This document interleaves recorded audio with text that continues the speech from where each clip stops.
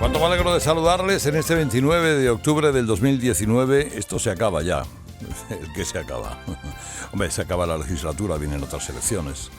Se acaba octubre, porque en 3 días, mal contados, estamos fuera, y nos metemos ya en noviembre, los 2 últimos meses que van a ser particularmente interesantes.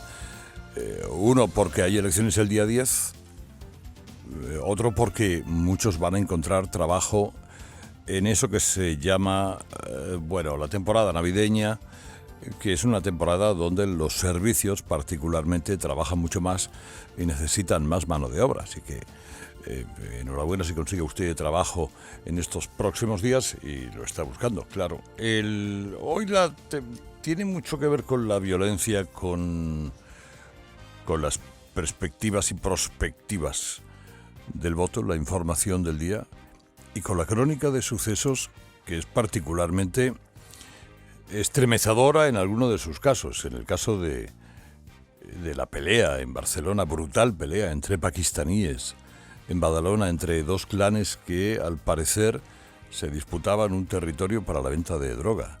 Pero es que con katanas, con hachas, con cuchillos, se persiguieron, se quedaron para matarse. Y efectivamente hubo un muerto y 3 heridos.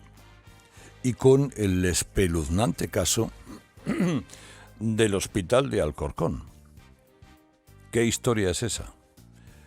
Bueno, un hombre, un empleado de ese hospital, que trabajaba en el departamento de lencería y de limpieza de la fundación de Alcorcón, de lavandería, fue descubierto en la habitación de una anciana de 82 años intentando asfixiarla con la almohada. ¿Y por qué pudo ser descubierto? Porque la compañera de habitación se despertó y empezó a gritar.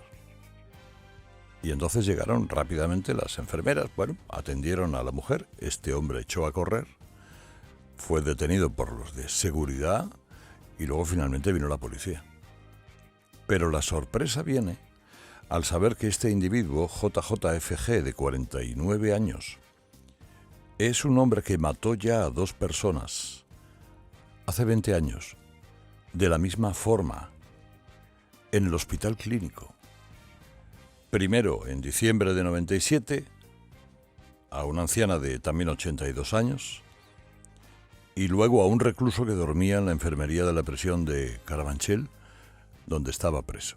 Es un hombre que padece, al parecer, esquizofrenia, en virtud de lo cual fue ingresado en un psiquiátrico y después dejado libre a los 10 años.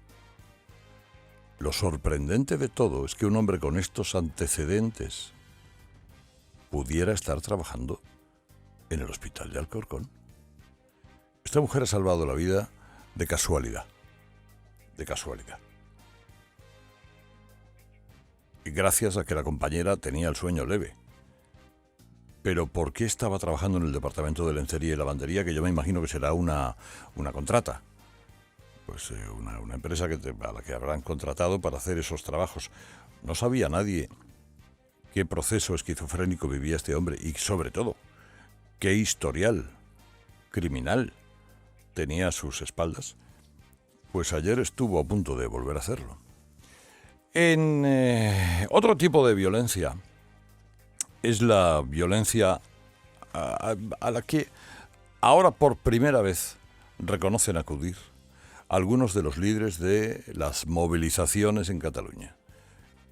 ¿Qué hace que un sector del separatismo catalán no solo no condene la violencia, sino que destaque bien a las claras delante de un micrófono la parte buena que tiene esa violencia? Escuchen a Elisenda Palusi, que és presidenta de l'Assemblea Nacional Catalana. És aquests incidents els que fan que estiguem en la premsa internacional de manera continuada aquests dies, és a dir, que fan visible el conflicte, però al final el principal responsable es la violencia de Estado. Sí, claro.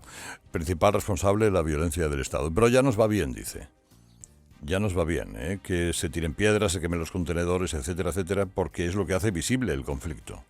O sea, no hay mal que por bien lo venga. Esto es asumir efectivamente la estrategia de la violencia. El Pero, en fin, el caso de Paluzi no es el único. También la CUP lo dice, también lo dice Torra, que condena la violencia, como saben ustedes, con media boca. Y luego todos aquellos que la siguen poniendo en práctica todos los días. La última ocasión, el bloqueo de la estación de Sants, ayer. Y lo que te rondaré y lo que le cuelga.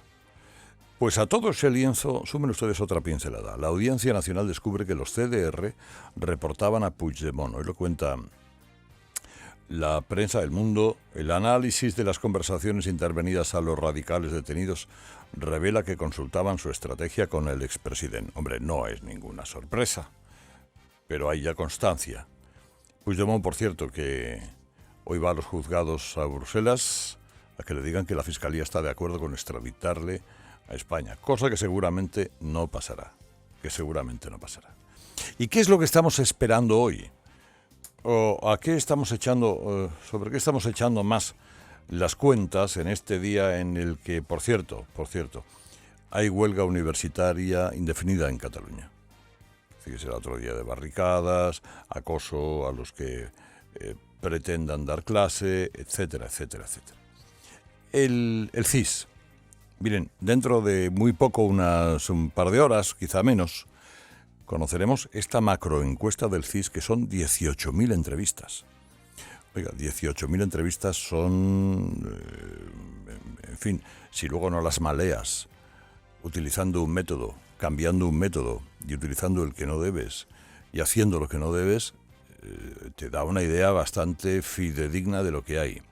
Seguramente sí. Esos cambios de método que ha practicado Tezanos a lo largo de este tiempo no se produjeran y nos fuéramos simplemente a la fuente que dice cuál es la intención de voto directo, tendríamos una idea, pero como aquí la cocina, unas veces la ha puesto de fuego, otras de inducción, otras al horno, otras veces en el microondas, pues no sabemos. Pero la previsión es que diga que el PSOE obtendrá entre 130 y 150. Una horquilla muy amplia, de acuerdo, pero si se acerca a 150, hombre, bueno, con que tenga más de 123, Pedro Sánchez podrá decir que ha cumplido su objetivo. Si no, efectivamente es un palo. ¿Para quién? Primero, estaba encantado con que le impidieran los presupuestos para así poder convocar elecciones, y después hizo todo lo posible para no formar gobierno, para repetir elecciones. Hombre, si haces todo eso y luego sacas menos todavía de lo que tenías, te lo tienes que pensar. Bueno, lo que dice el CIS es lo contrario que dicen las demás encuestas. Es exactamente lo contrario. Y hasta el 10 no sabremos quién tiene razón.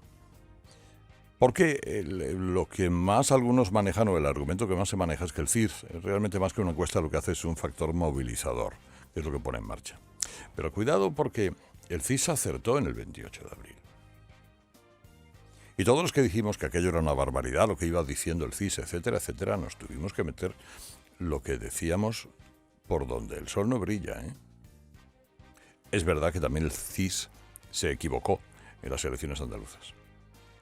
Pero queda por ver cómo va a influir todo lo que está ocurriendo después de la sentencia en Cataluña, el numerito electoralista de la exhumación de Franco, etcétera, etcétera, etcétera. Permanezcan atentos a la pantalla, porque entre estas y otras cosas le vamos a contar cuál es toda la actualidad de este martes 29 de octubre del 2019.